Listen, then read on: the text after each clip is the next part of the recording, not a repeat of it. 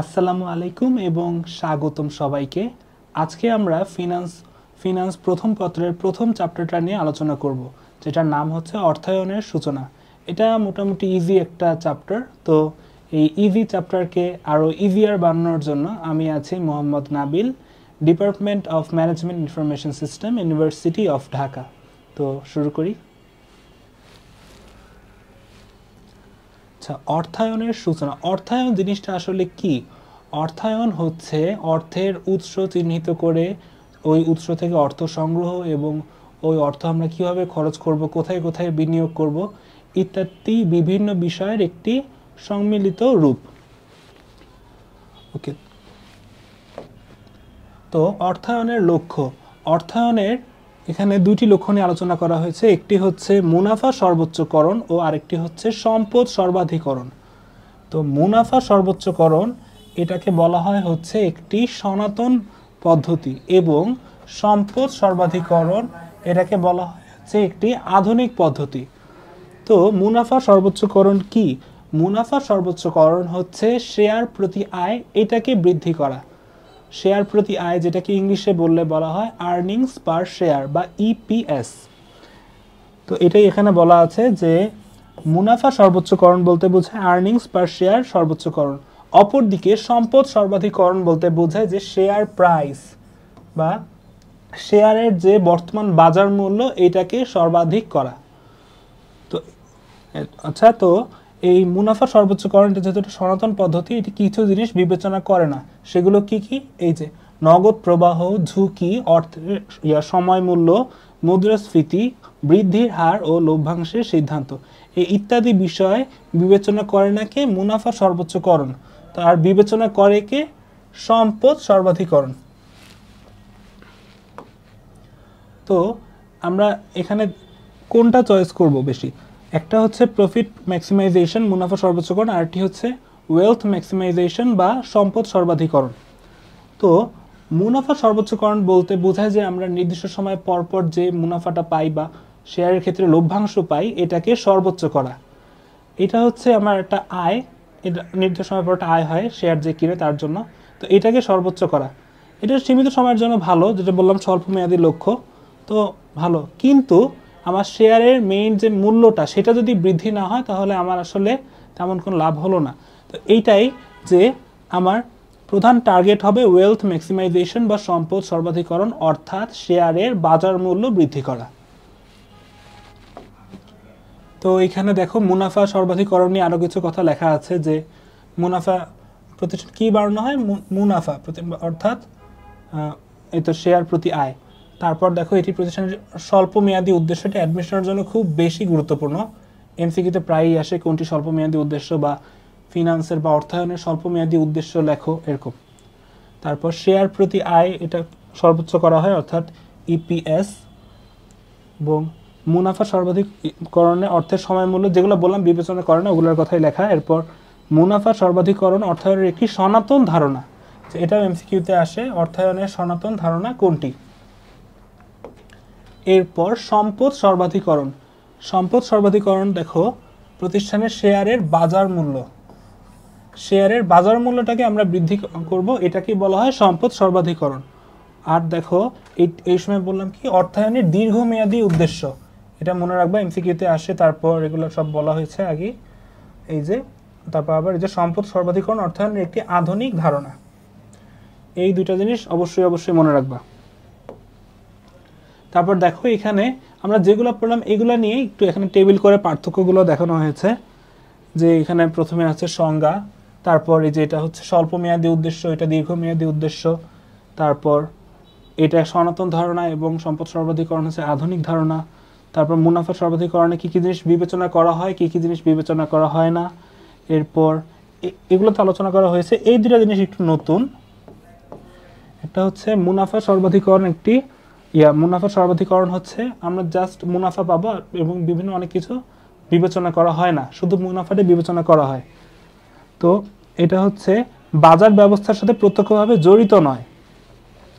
আমরা জানি যে বাজারে কি চলছে আমার দেখার বিষয় না, আমি মুনাফা মোটামুটি পাইলেই হয়ে যায়। অপরদিকে এই শেয়ারের বাজার মূল্যটারই কিন্তু হচ্ছে সম্পদ সর্বাধিকরণ।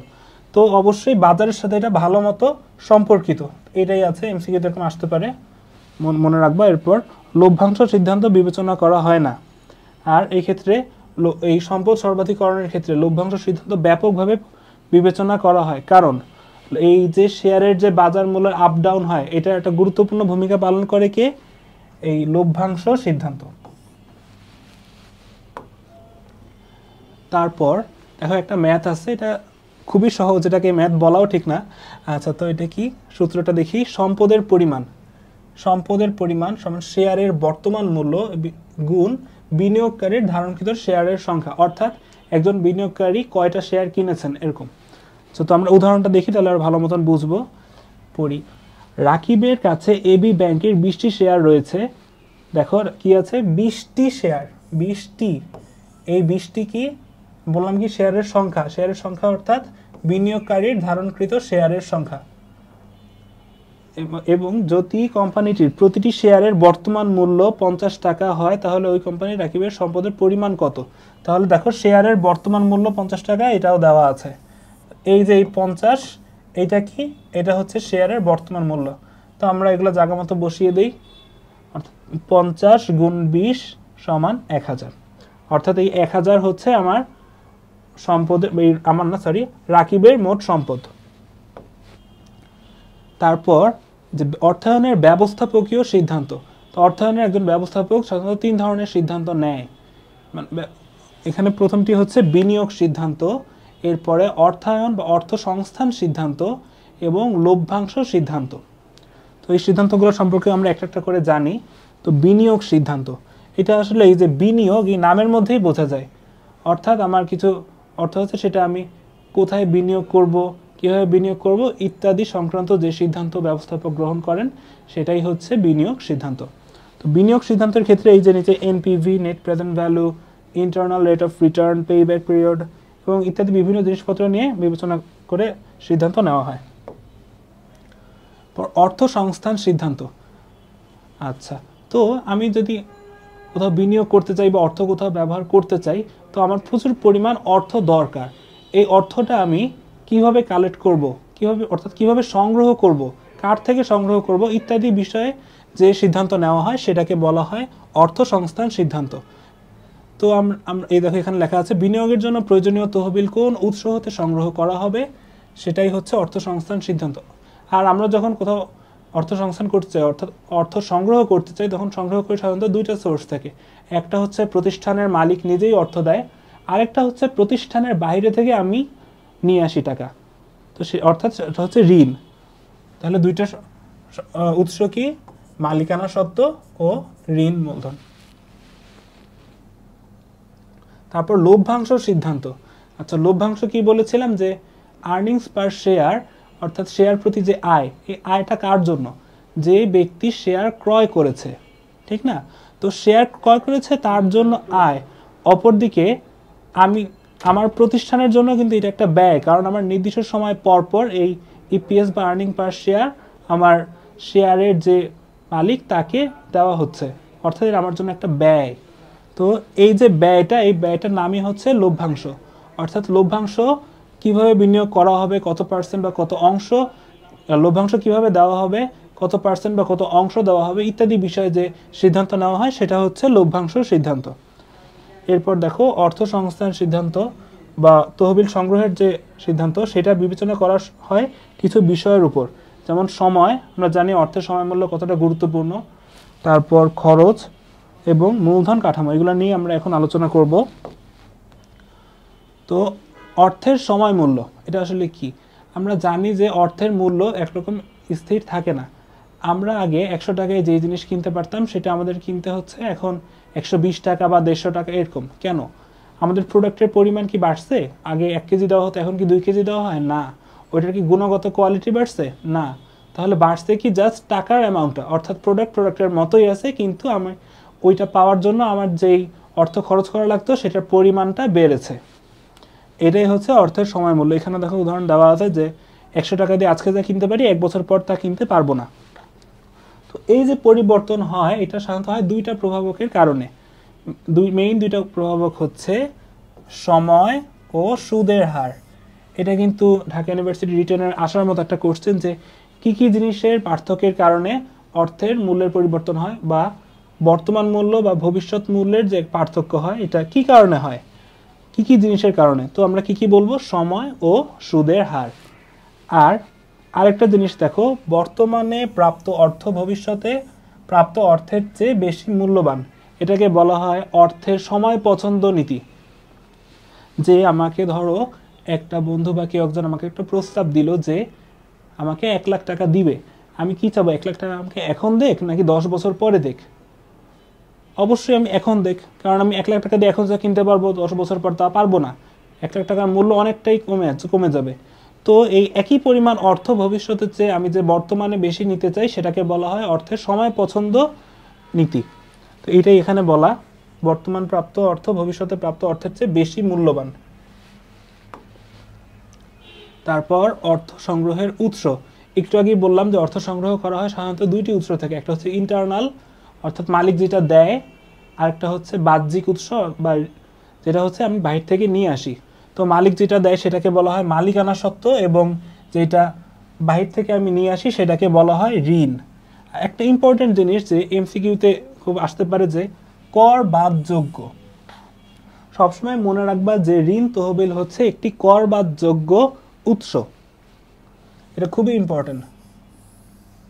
আর এই যে কর বাদযোগ্যতা, এটার কারণে হয় কি, মূল তহবিলের খরচ সবচেয়ে কম। ঋণ তহবিলের খরচ বলতে বোঝায় যে আমি ধরো কারো থেকে 10 লাখ টাকা ঋণ নিলাম, আমাকে অবশ্যই নির্দিষ্ট সময় পর পর ঋণদাতাকে কিছু পরিমাণ সুদ পরিশোধ করতেই হবে। তো এই যে এই সুদটা, এটা ঋণ যে দিয়েছে তার জন্য একটা ইনকাম, তবে আমি যেহেতু এটা প্রদান করতেছি এর জন্য আমার জন্য এটা একটা খরচ। তো এটাই হচ্ছে ঋণের খরচ। তো ঋণ এটা খরচ ঠিক আছে, কিন্তু আরও অন্যান্য অনেক জিনিস বিবেচনা করে, এবং এই জিনিসটা বিবেচনা করে যেটা কর দেওয়া লাগে না, এই কারণে এই তহবিলের খরচ সবচেয়ে কম।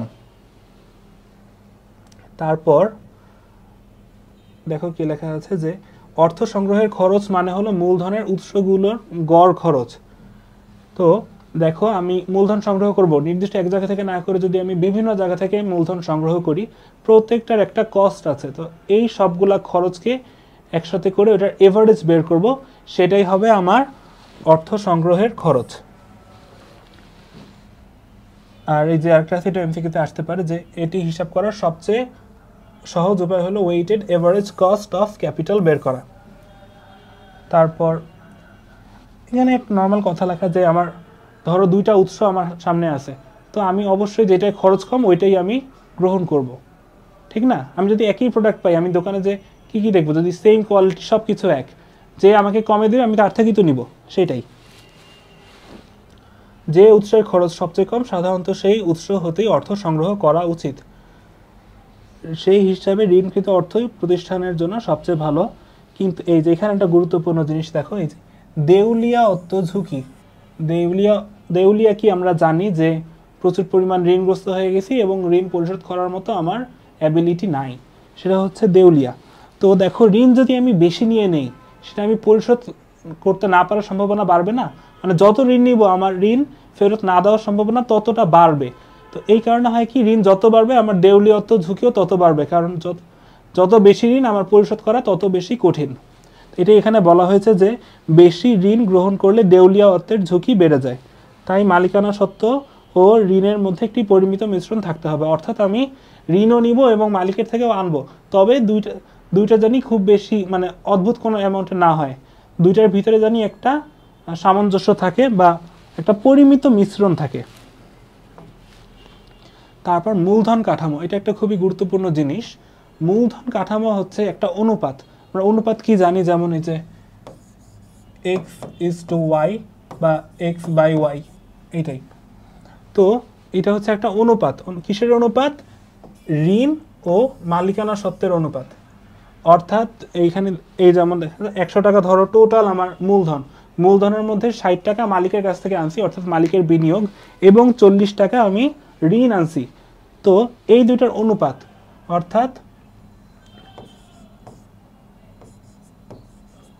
ঋণ ইসটু মালিকানা সত্ত্ব।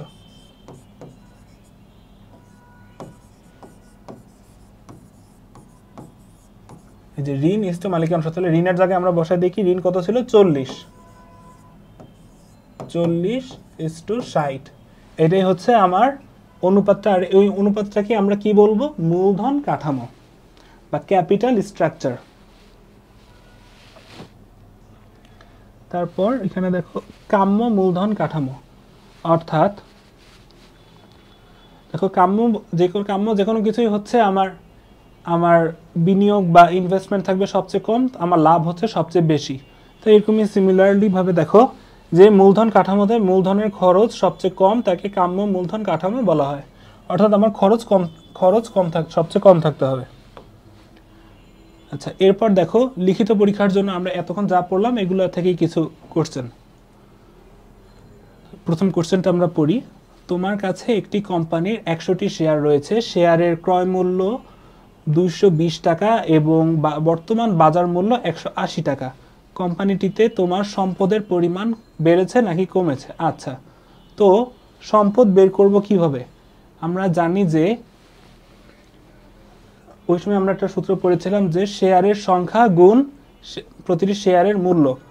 তো এখানে দেখো দুইটা আছে, একটা আছে আগের যেটা 220 ছিল এবং বর্তমানের কত 180। তো এটাই দেখো যে আমরা এই দুটো গুণ করব। প্রথমে 100 দিয়ে 220 এবং 100 দিয়ে 180। 100 দিয়ে 220 গুণ করলে হয় 2200 এবং 180 দিয়ে 100 গুণ করলে হয় হচ্ছে, দেখো আগে ছিল 2200 এখন হয়েছে 1800, অর্থাৎ আমার এটার মূল্যটা কমেছে। তাহলে এটি আমাদের অ্যান্সার। কত কমেছে সেটা চাই নাই, জাস্ট কমেছে কি কমে নাই, বেড়েছে নাকি কমেছে। তাহলে আমরা অবশ্যই দেখতেই পাচ্ছি আমরা দাম কিছুটা কমেছে, তো এটার অ্যান্সার হবে কমেছে। এরপর অর্থায়নের ব্যবস্থাপকীয় সিদ্ধান্ত কয়টি ও কি কি? আমরা একটু আগে কিন্তু পড়েছি যে সিদ্ধান্ত 3টি: বিনিয়োগ সিদ্ধান্ত, অর্থ সংস্থান সিদ্ধান্ত এবং লভ্যাংশ সিদ্ধান্ত। তো এই তিনটাই এটা হয়ে গেল।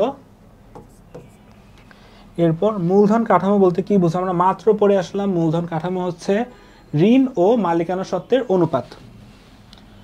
তারপর একটি কোম্পানিতে ঋণ 400 টাকা ও মালিকানা সত্ত্ব 600 টাকা হলে ঋণ মালিকানা অনুপাত কত? অর্থাৎ ঋণ মালিকানা অনুপাত মানে হচ্ছে মূলধন কাঠামো। তাহলে আমার এই দুইটা জিনিসের অনুপাত লাগবে। অনুপাত কি?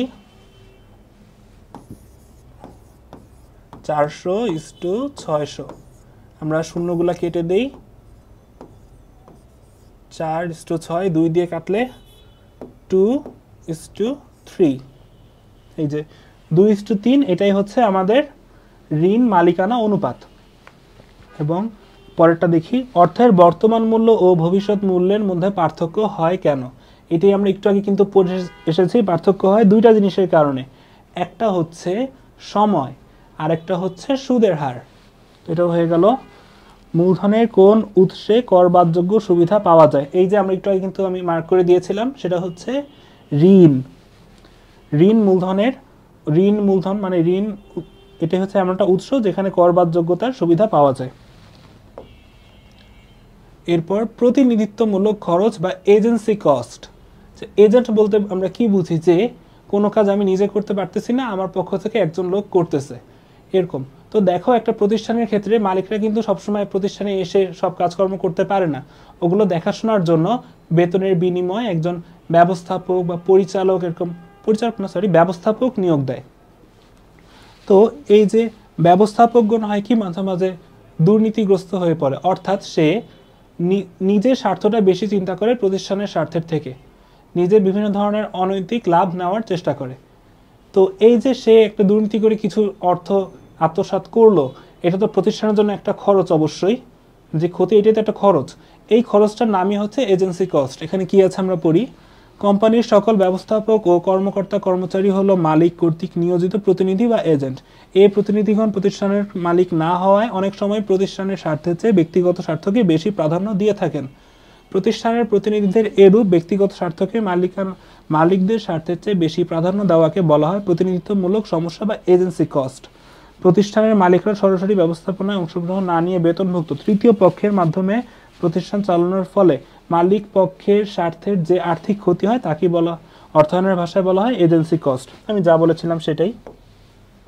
দেখো এখানে একটা উদাহরণ দেওয়া আছে যে আন্ডার দ্য টেবিল একটা ট্রানজ্যাকশন হচ্ছে, অর্থাৎ ঘুষের বিনিময় হচ্ছে, এটাই হচ্ছে এজেন্সি কস্ট। তারপর দেখো ঢাকা ইউনিভার্সিটিতে এসেছে কিছু কোশ্চেন। প্রথমে কি আছে পড়ি, নিচের কোনটি অর্থ ব্যবস্থার উদ্দেশ্য নয়? অর্থ ব্যবস্থার উদ্দেশ্য আমরা কি কি পড়েছি, যেমন আমরা এই দুটো মাত্র পড়ে এসেছি, মুনাফা সর্বাধিকরণ ও সম্পদ সর্বাধিকরণ, তো এই দুটো অবশ্যই হবে। তারপর ব্যয় হ্রাসকরণ, আমরা যে কোনো কিছু করতে গেলে তো চাই যাতে কম খরচে হয়ে যায় কাজটা পারফেক্টভাবে, এইটাই হচ্ছে ব্যয় হ্রাসকরণ। তো সবসময় এটা একটা উদ্দেশ্য থাকে, অর্থ সংক্রান্ত যে কোনো কাজেরই উদ্দেশ্য থাকে যে আমি অর্থ কম খরচ ব্যয় করব, এটাই তো অবশ্যই এটাও একটা অর্থ ব্যবস্থার একটা উদ্দেশ্য। কিন্তু দেখো উদ্দেশ্য নয় কোনটা, এই যে লভ্যাংশ সর্বাধিকরণ, আমরা লভ্যাংশ বলতে কি বুঝেছি, যে একটা প্রতিষ্ঠান নির্দিষ্ট সময় পরপর শেয়ার যে যারা কিনেছে তাদের যে পরিমাণ একটা অর্থ প্রদান করে, এটা হচ্ছে লভ্যাংশ। তো প্রতিষ্ঠানের জন্য এটা অবভিয়াসলি একটা ব্যয়। তো দেখো এখানে বললো কি, তাহলে লভ্যাংশ সর্বাধিকরণ অর্থাৎ ব্যয় সর্বাধিকরণ, আমি ব্যয় কেন সর্বাধিকরণ করতে যাব, খরচ আমি কেন বেশি বেশি করব, এইটাই।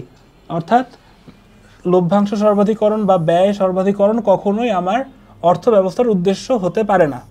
তো সঠিক অ্যান্সার কত, সি, লভ্যাংশ সর্বাধিকরণ। ব্যাখ্যা আমি যেটা বললাম সেটাই আছে। তারপর 2 নম্বর, নিচের কোন সম্পত্তির তারল্য সবচেয়ে কম? দেখো আমরা কি কি জিনিস আছে আগে জানি, নগদ তো আমরা সবাই চিনি, এফডিআর হচ্ছে ফিক্সড ডিপোজিট রিসিপ্ট, এটা হচ্ছে আমরা এই ফিক্সড যে অ্যাকাউন্টগুলো থাকে যে খুলি আমরা ব্যাংকে, যে নির্দিষ্ট সময়ের জন্য ধরো 5 বছর বা 10 বছরের জন্য একটা বড় অ্যামাউন্টের অর্থ আমরা জমা রেখে দিব এবং ওই সময় শেষে আমাকে অর্থটা প্রদান করবে লাভ সহ, এটা হচ্ছে ফিক্সড ডিপোজিট রিসিপ্ট, ওইটার যে দলিলটা সেটা।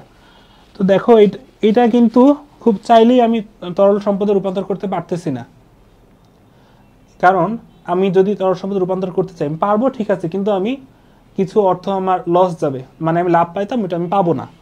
তো এইটা একটা আমাদের অ্যান্সার হতে পারে। তো দেখি অন্যগুলা কি আছে। আর মনে রাখবা ঢাকা ইউনিভার্সিটিতে কোনো এমসিকিউ দেখেছো, দেখে একটা অপশন দিকে হঠাৎ তাকাইছো এবং মনে হয় বাহ এটা তো অনেক সহজ, এটাই তো হবে অ্যান্সার, দাগায় ফেলবা না, কখনোই দাগায় ফেলবা না, দরকার হলে কোশ্চেন আবার পড়বা এবং অবশ্যই অবশ্যই প্রত্যেকটা অপশন খুব মনোযোগ দিয়ে পড়বা। তো দেখো এটা কিন্তু আমাদের অ্যান্সার হতে পারে, কিন্তু আমরা এখনই দাগাচ্ছি না। তারপর বন্ড, বন্ড কি, বন্ড হচ্ছে দীর্ঘমেয়াদী ঋণের দলিল, দীর্ঘমেয়াদী, তার মানে দীর্ঘমেয়াদী যে কোনো জিনিসই হচ্ছে তরল কম থাকে। তরল কি আমরা তো জানি যে খুব যত তাড়াতাড়ি মানে নগদে রূপান্তর করার প্রক্রিয়াটা, মানে আমার কোনো সম্পদকে আমি কত তাড়াতাড়ি নগদে রূপান্তর করব, এটা হচ্ছে তারল্য। তো বন্ড হচ্ছে দীর্ঘমেয়াদী, তো এটার তারল্য অবশ্যই কম হবে। তারপর এটাও তাহলে আমাদের অ্যান্সার হতে পারে। তারপর অ্যাপার্টমেন্ট, অ্যাপার্টমেন্ট তো আমরা সবাই জানি যে দালান কোঠা বা এরকম কিছু একটা। তো অ্যাপার্টমেন্ট কিন্তু আমি চাইলেই মনে করে এখন যেখানে ক্লাস নিচ্ছে এটা একটা বিল্ডিং, তো আমি চাইলেই কি এখন বিল্ডিংটা বিক্রি করে এটার অর্থ রূপান্তর করতে পারবো? আমার একটা অনেক প্রসেস আছে, এরপরে আমার করতে হবে।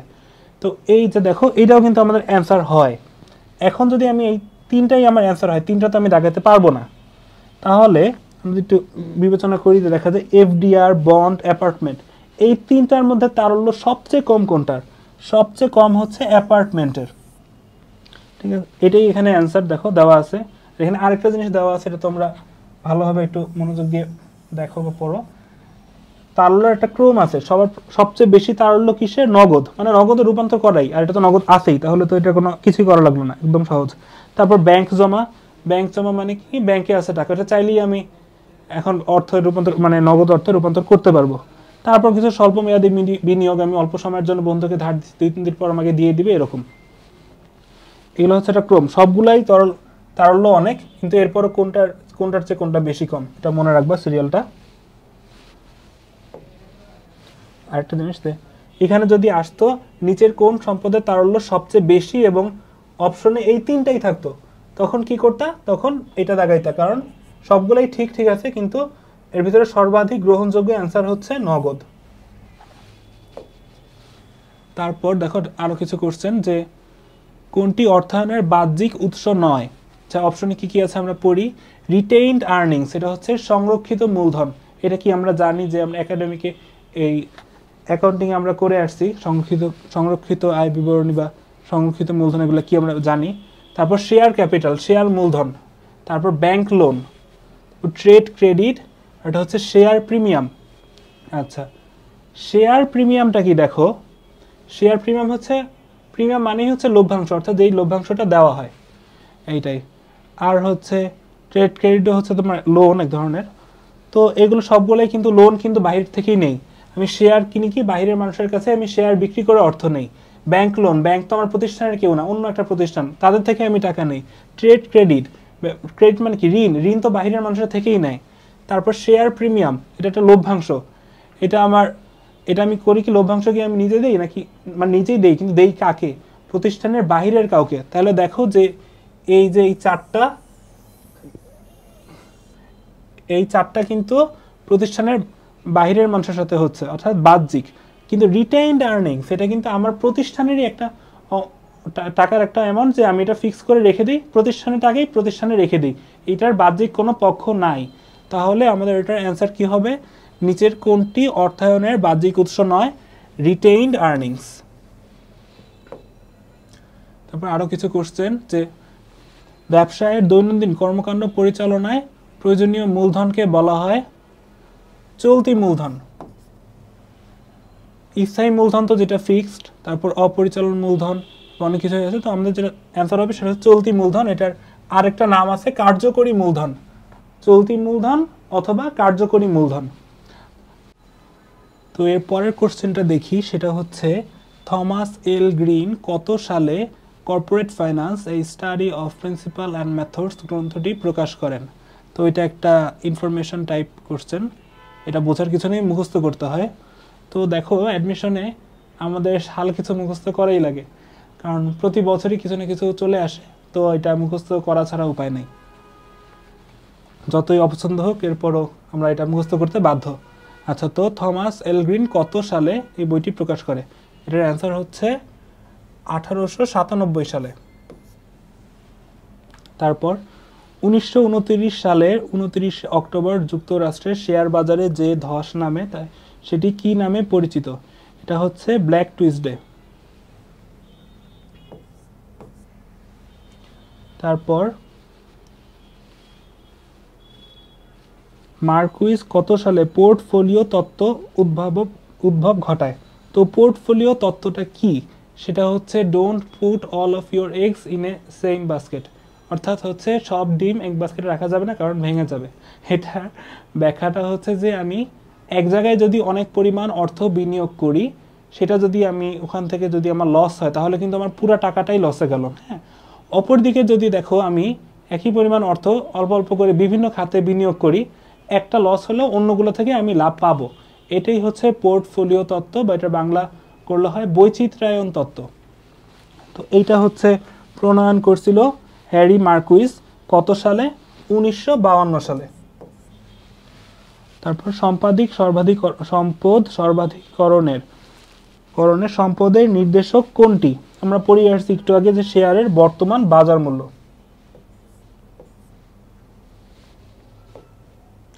তো এই ক্লাসে এই পর্যন্তই ছিল।